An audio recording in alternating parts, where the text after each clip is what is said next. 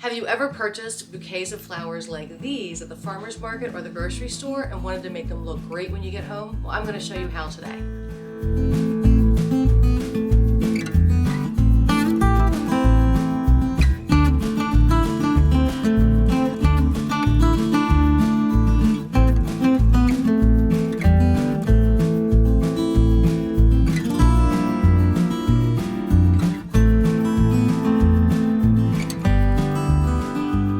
Valentine's Day is coming up this weekend, so I chose some red and white flowers to represent Valentine's Day. But what I'm going to teach you today works any time of the year, and you can use any variety of greens or flowers available to you. But I have a couple of favorites, and I'll talk to you about that. Today I went to a small little market near us that had bundles of flowers for $4 and $5, maybe $8 per bundle. And I'm going to turn these into vases that look like they came from the florist for $80 or more. I picked up some white hydrangea, eucalyptus for greenery because I love it. We have some ruscus over here, some red roses with a little bit of baby's breath, and some red tulips. I'm going to make 2 arrangements out of these sets of flowers. All of this cost me less than $30. I'm going to turn it into 2 beautiful arrangements that look more like they should have cost you $75, $80 or more. Well, before we get into the business of actually cutting flowers and putting them in arrangements, I want to talk about containers first. There are lots of choices available. I love to use things that are already laying around the house, like milk pitchers and mason jars, because we have them laying around, and when I cut flowers from the garden and bring them in, they just look more natural in containers like this. But if you want to go with a more traditional florist vase, I wanted to caution you on a few things you might want to consider. This is something you've probably seen at a lot of weddings if you've attended them. This is the classic fishbowl vase. This is a very difficult vase to design in. I've been designing flowers for a lot of years, and I'm struggling with it sometimes too. This wide opening causes the flowers that you put in it to naturally want to fall out. So you have to have a lot of flowers, a lot of greenery, and you have to crisscross your stems to create a grid to lock them in. One of the best things to do if you want to design your own flowers that you've purchased in the market is to not use this vase. Similarly, this one has a very wide open vase. Very pretty. I love it. It's beautiful for summertime flowers, a little sunflower design on the side of it. But this wide opening and narrow base makes it very difficult to design in. The stems are naturally going to want to go to the bottom, and they're confined to a very small, maybe 3-inch diameter opening at the bottom, and that's where they're going to sit, but they're going to splay out and fall apart. If you're trying to take a few flowers and make them look like a large arrangement, you actually want to go the other direction. You want more opening at the bottom and a tighter opening at the top. And this is a really good example of that. This is a classic ginger vase. This narrow neck here in the middle allows the flowers to be tightest in the middle and then open up. You can see the stems can open up as they go down through the vase and make a nice teepee as they go down. And they're going to make a nice uniform shape, but here at the top you're going to get just enough opening to let them splay back open again. So you can imagine a stem going from here across the vase and coming out over here. It creates a nice canopy up the top, a narrow opening, and allows the flowers to sit in the bottom without being really tight like this one is. Now, 2 of my standbys in this house, the children will see me bring flowers in from outside and stick them in these 2 containers quite often. This is just a milk pitcher. I love it. It follows the same idea of having a narrower opening, narrow neck, and a full bottom. It's heavy, it's easy to use. We keep it on top of a cabinet, so it's usually pretty dusty. Wipe the dust off and we throw some flowers in it. It's very, very easy to design in. Likewise, so is a mason jar. They're easy to find, they're cheap, and they hold enough water to be able to keep your flowers fresh, and they have that narrow neck, wide enough opening, and enough space down below to work in. So I would recommend going with something like this for your first design, as opposed to something that's wide open like these. Well, you might be wondering why I'm sitting here talking about flowers with a bottle of bleach, a bottle of lemon juice, and a little bit of sugar, and I'll tell you why. If you've ever purchased flowers at the market, and they have that little square packet of flower food attached to the cellophane on your packet, you know that you're supposed to dump it in, let it dissolve in the water, and it helps keep your flowers fresh. Well, this is great, but the flowers that I purchased at the market didn't have any flower food packets to it, and I want to give them a little fertilizer. And a great way to do that is with products I have right here in my house.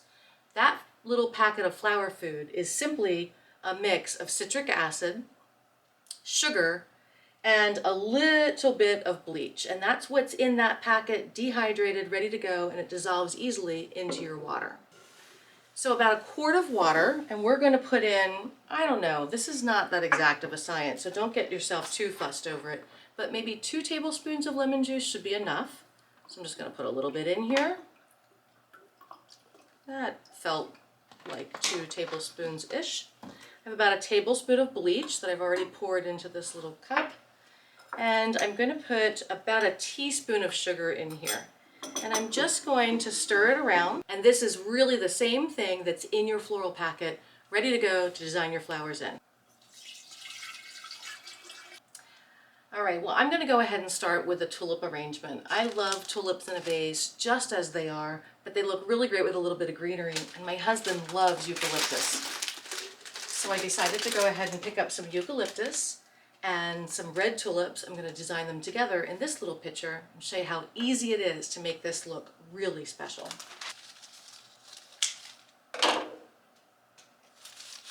Well, if you've ever purchased flowers from a flower shop or from a market that were already in water and you've had them sit around for a few days to a week, you'll probably notice that when you take them out, it's a little yucky in the bottom.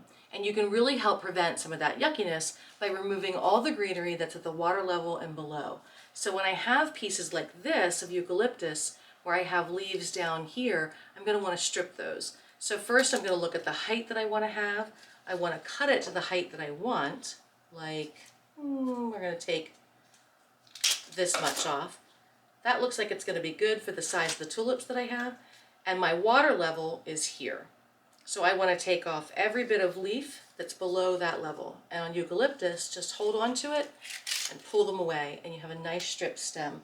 These smell great in a bowl if you'd like. I'm going to throw them out. I'm going to keep repeating this process until I have a nice base of eucalyptus to work with.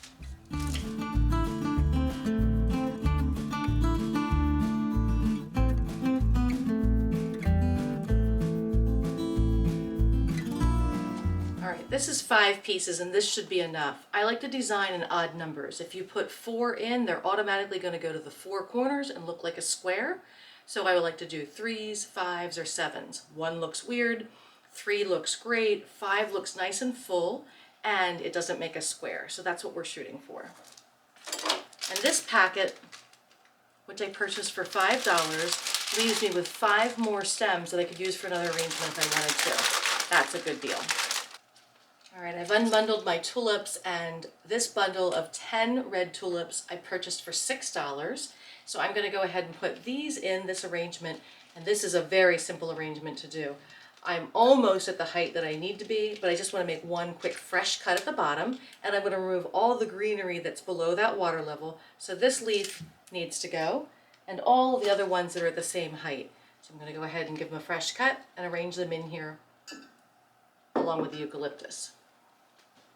I definitely want to have greenery that sticks up with the vase. I think they look very pretty with the flower, and I do want to remove anything that's below the water line. This one's kind of in between. I think it'll be okay because only the very bottom portion of this will be above at the water line, but the rest of it should be all right.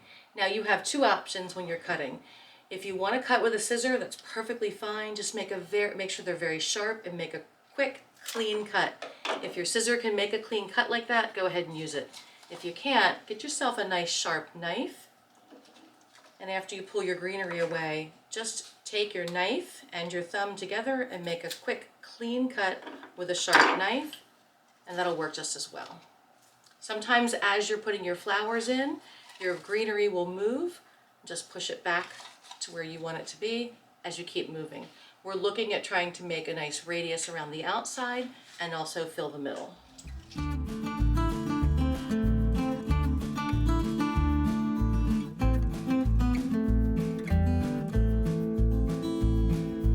Notice with tulips, as you hold them, they have a natural bend one direction or another, and I use that to my advantage. I'm going to turn that to go in the center of the vase, coming out away from the center of the vase, instead of turning it, having it come into the vase. So choose your stems according to where you want them to go. This one has a natural bend to want to go out, so I'm going to use it on the outside. Keep in mind, tulips grow after you cut them and put them into your container. So where I'm putting them right now in relation to my greenery is actually going to be an inch or two higher as we go. You have two options. You can put them below your greenery and let them grow to where you want them to be, or you can just pull them out and recut them in a day or two, which actually makes them last a little longer because you're giving them a nice fresh cut. But don't be surprised if you come along the next day or two and you see your tulips way up here. They do that. They grow in the vase. It's the wildest thing.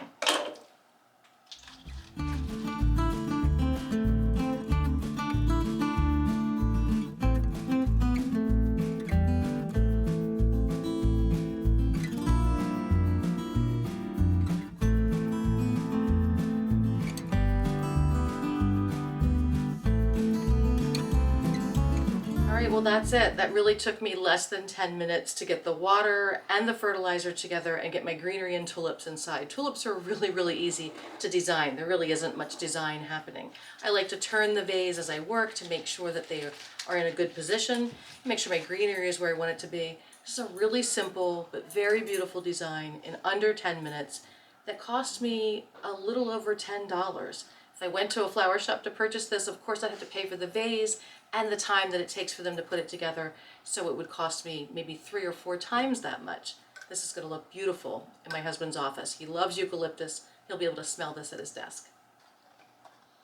All right, I'm switching to the ginger vase to do our roses. They're much taller, so they need a taller vase. And I'm going to fill this up with some fertilizer and some water and go ahead and show you how to get those started.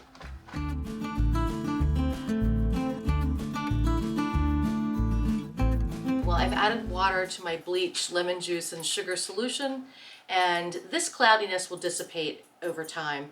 Adding the water to it stirred the whole thing up and made all kinds of bubbles happen, and it'll settle down and become clear again soon. I'm going to get started by putting some greenery in here first, just like we did with the tulips. All right, I'll admit it, I'm a self-proclaimed flower and greenery snob. I really just don't like the standard things like baker fern. Some of my favorites are things that are considered kind of like hard edge greenery, like ruscus. They have hard, clean edges on them, and I think they look really great. I like the flowers to speak for themselves, so I tend to go with really clean greenery. And I don't like to fill it with a lot of stuff. That's why I love eucalyptus and ruscus and things like that. I also really like seeded eucalyptus. It's beautiful, it has a nice drape to it. I just couldn't find it this time of year. Sometimes it's hard to get a hold of. I'm going to follow the same principle that we did with the eucalyptus in choosing greenery that's going to be down below the height of my flowers. So I want to first look at the height of my roses and keep my greenery below that level. I'm starting with a few pieces of greenery. I may add more as we go, but I'm definitely going to have to take off this bottom set of leaves because I don't want them down in the water.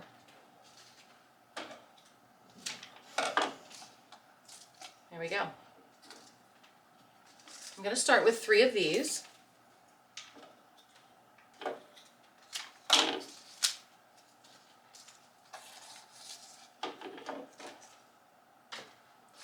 keep my greenery on standby in case we decide to add some more.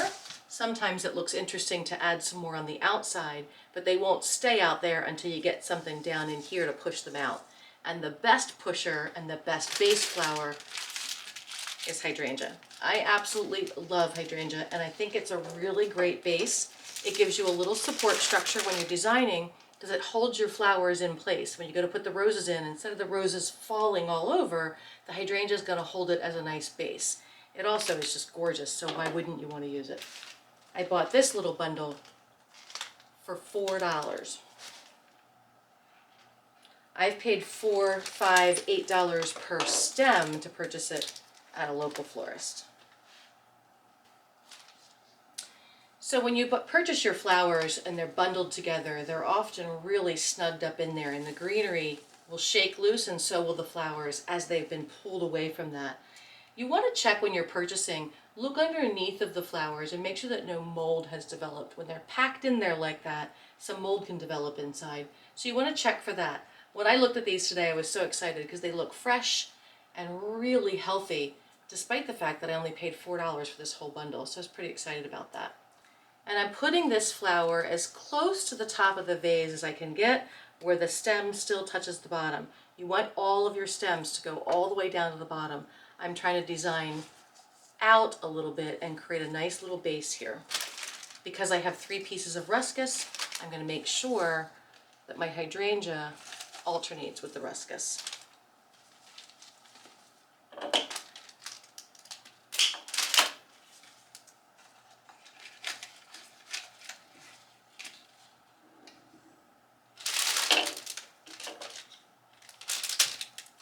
Making that fresh cut just as you put it into the water is the best way to make your flowers fresh and happy. Fresh cut, and I'm going to put it into that drink and it's going to take it up right away. So always make sure, even if it's the right length, cut a little bit off so you get that fresh cut before you put it in the water. All right, the star of the show. I found these beautiful red roses today at the flower market. This is $11 for a dozen roses. That's less than $1 a piece. That's so reasonable.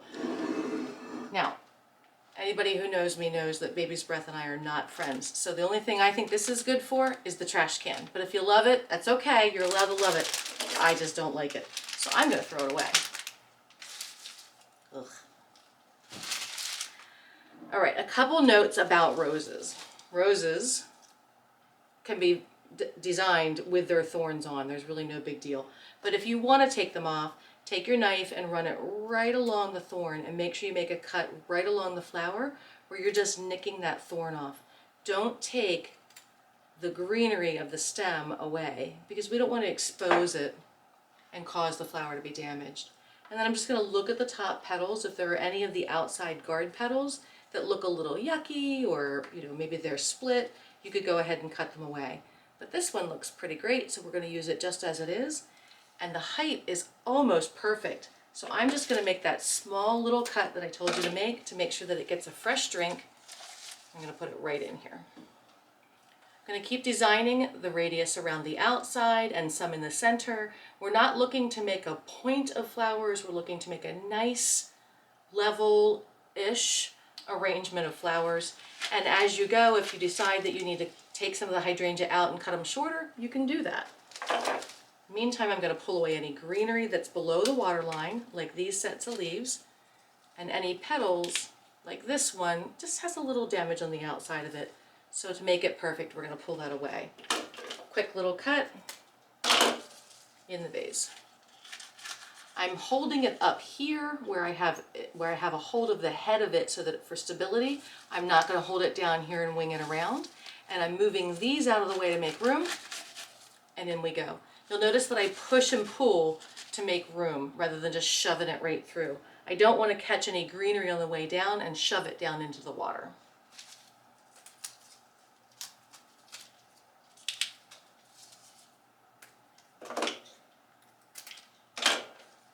Cutting away those thorns will help you get them down in through the greenery a little bit easier. Just like we did with the tulips, if you have any flowers that are starting to turn outwards, use those on the outside to your advantage to angle them out.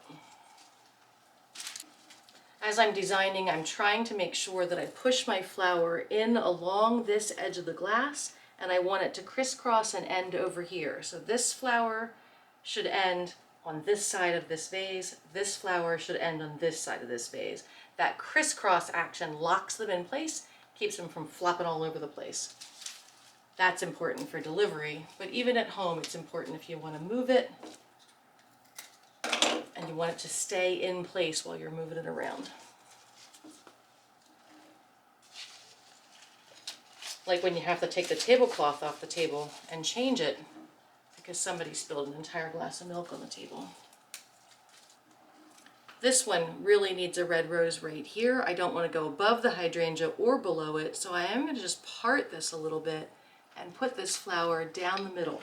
Be careful when you do this because hydrangea can break very easily. But I'm just going to put that down in there and then I'm going to let it go back together. It looks like it's coming up through the hydrangea. All right, so here are my roses. They're in. Now I'm going to play a little game of turning them a little bit. Sometimes just turning the flower helps determine where it's going to sit to make sure we have a nice, even arrangement and balance. I love the hydrangea in here, but I feel like some of these are a little high, and I probably should have made that decision sooner, but I'm making it now to pull this one out and snip a little bit more off to get it down in a little deeper. My greenery pieces that I put in here are lost, so I'm pulling them to the outside so I can see them. And because I got the deal of the century on the flowers today, I'm going to take some of this eucalyptus that I love, put some of that in here too.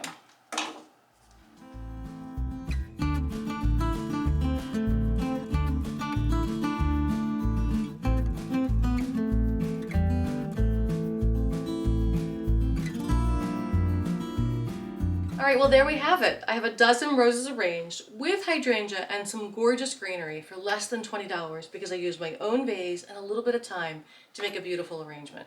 So maybe you don't want to make roses arranged for yourself for Valentine's or for your Valentine, but you can use this same method any time of the year. If you're growing hydrangea in your yard, use it as a base, find some cool greenery, and go cut some flowers in your yard. This works with iris, this works with peonies and hydrangea, one of my favorite combinations, and you can do the same thing. I use this same vase multiple times a year to make beautiful arrangements.